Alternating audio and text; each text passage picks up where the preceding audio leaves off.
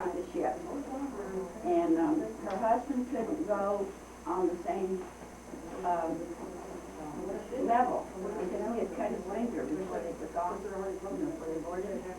And there was a rule then that if you had a wound on your hand, you had to be in quarantine. That was in 1921. So he had to go on the other level where the quarantine people were, the sick people. And his poor wife with the 18-month-old baby had to go up on another level, and she couldn't swim in. And she made that trip all by herself with that little baby. Not able to see her husband. So you see, we have it pretty good. Now, that's the main thing I wanted to show you. Okay. I'm going to pick on something for you all. This is the Matranga family, and I think some of you know Joe Bird, and you've got a lot of them. And there's a lot of them, Anthony Matranga, that always sat out there. I'm going to hear something to tell you about this very old book. You know Mr. Matranga, Mr. Commissioner for us now. But his grandfather had the first store, and I believe there's a picture on that board right here. And that was the store, and that was Mr. Shiro, the man we're talking about in the picture right above the store picture. This is the way they kept the books on people. And one of them couldn't write, so he had somebody come in and write the names. Well, when the people came in and charged things, like ham or cheese or bread, well, then he would write the figure out there. So he couldn't write. He just didn't know how to read and write other than figures. So it was an effort of two people to do business in that store, and that's how they did business. They didn't have much money, so they would have to go to the store and say, I would like a pound of ham. So it would be 15 cents for ham about that time. And so the man would say, well, I don't have the 15 cents. And Charlie would say, well, put it in the book. And then when you sell some vegetables, you can pay me the 15 or 20 cents if you want. Yeah, the ham was 15 cents.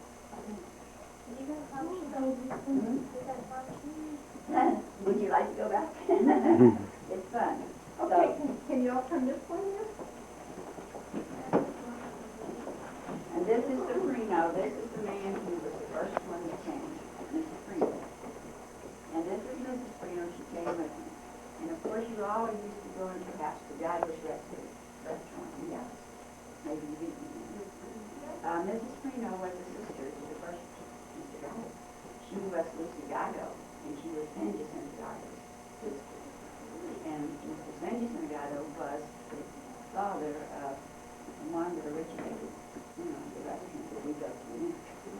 I'm going to hold this up, and I'll let Ms. Peterson tell you about it. Well, that's Miss Josephine Manola. Isn't that a beautiful woman? Wasn't she beautiful? And her sister was here yesterday, and she was just as beautiful. That was about 1920. About 1920, 1920. Wasn't that gorgeous? I've never seen one like it. We have, Right over here, it's telling you yeah. about the veil. Can you all see through?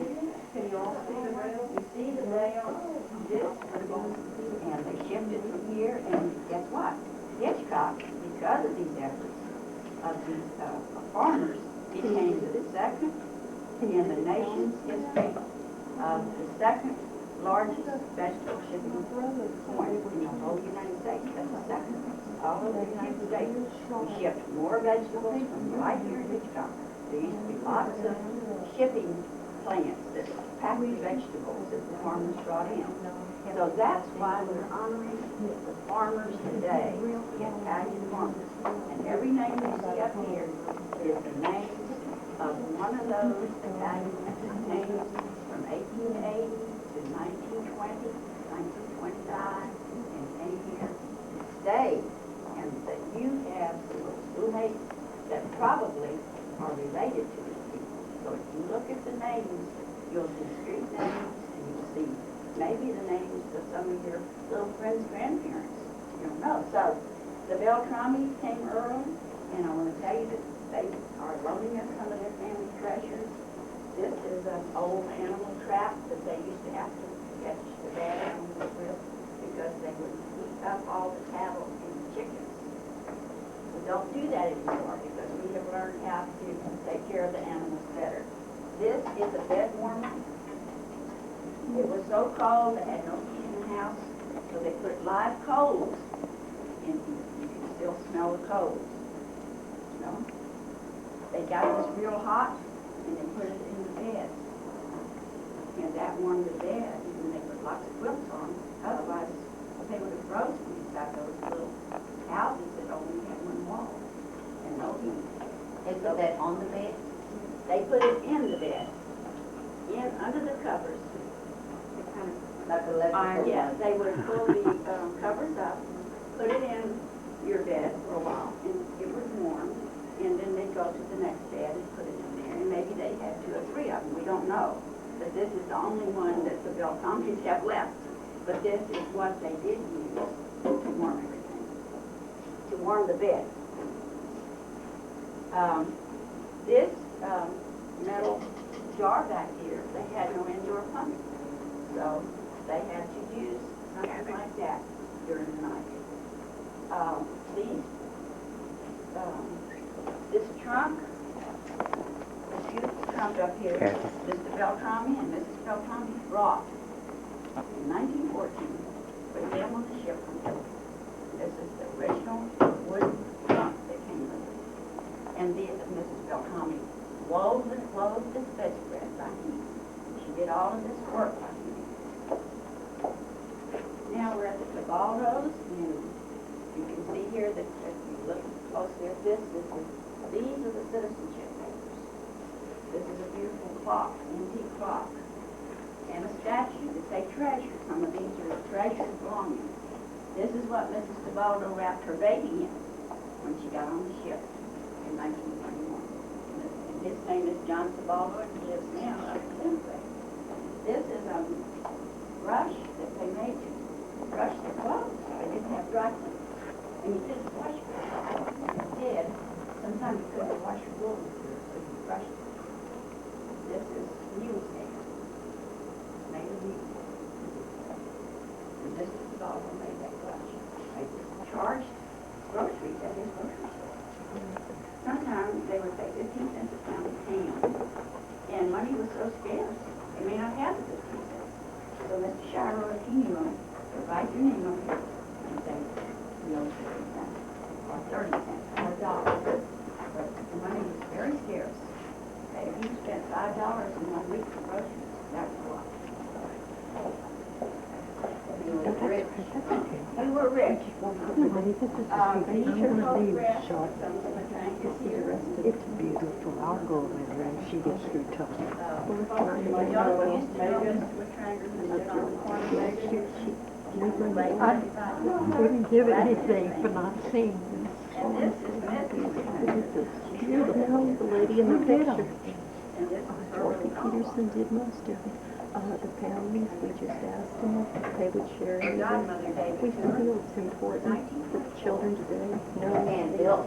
what life is like, That's their hand built. struggles, Oh, their They made that ancestors. It's just beautiful. We worked a long time, but the families really did it. Dorothy did all the work on the boards. We had somebody that did the computer stuff. but, because they I had furniture know builders this is using the it. first time I've seen her. I mean, when I bought her pictures This family since we probably were kids. Dorothy, they're the first. she and her husband did all the work on it. She was really, we were both really young when she was going to school. This is green up named it I get one that You know how long ago that was? I could look on my coach and they know one And he day was the first Italian in the we were world. at school.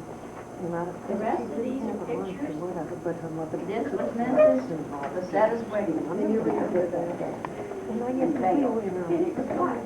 In those days, sometimes the brides dressed more in white lace. But you know, This is a kerosene lamp that they used 75 years ago, and light.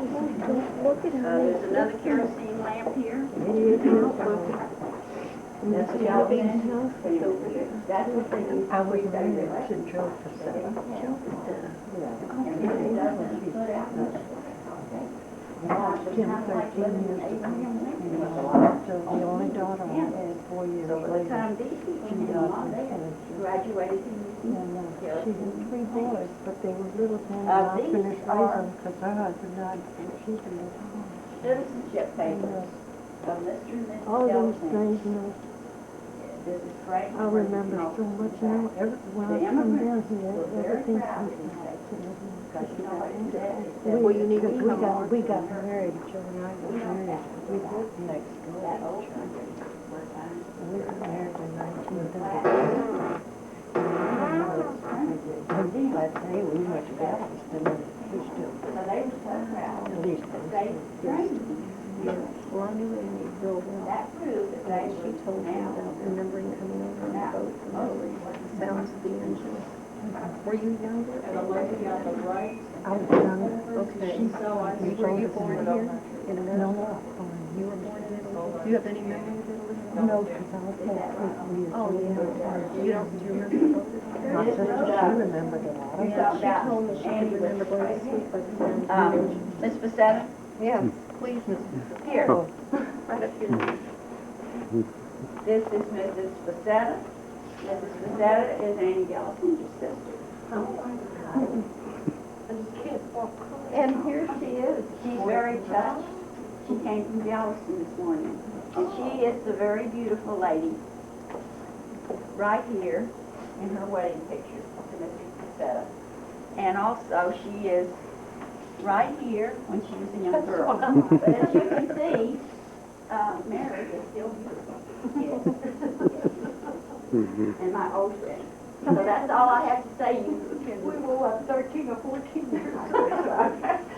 Okay, well, I'm through with my little talk. Would Mary like to go out to the house? Well, I don't know if she has time. Yes. The other thing I just want on this map, this is where they stand. We have 2 maps of Italy back here.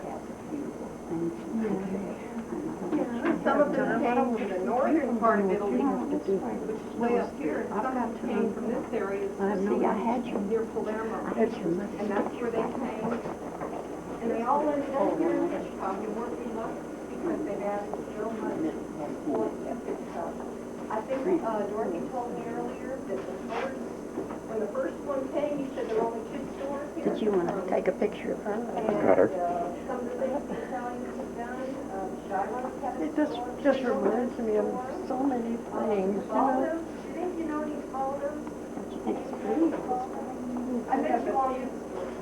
Yeah, they do have a big store at the center. That's right. The Shiloh. The Shiloh has a store right here. And the triangle, that's the one I think you all will know. Do any of you know Joe Bird? I know, and all those. You know Joe Bird? Do any of you know any of his sisters? Okay, but you know Joe Bird, okay? He's a member of the. See, they relate to some And names. how many of you remember Yeah, that I man know. that smiled up in the corner and waved at everybody? Do any of you know that? Talking about Tony I McTrone. I wish my daughter-in-law could see all this. You could, if she come here, you couldn't get her out of here because she'd have to see it. And here's a picture Well, of maybe she can come, but don't leave it up till Thursday. Already.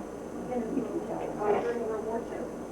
Did she tell you about the rocking chair? That belonged to this lady right here, and that was Tony's wife. And it was a doll chair. What is her name? Kathy Brooks.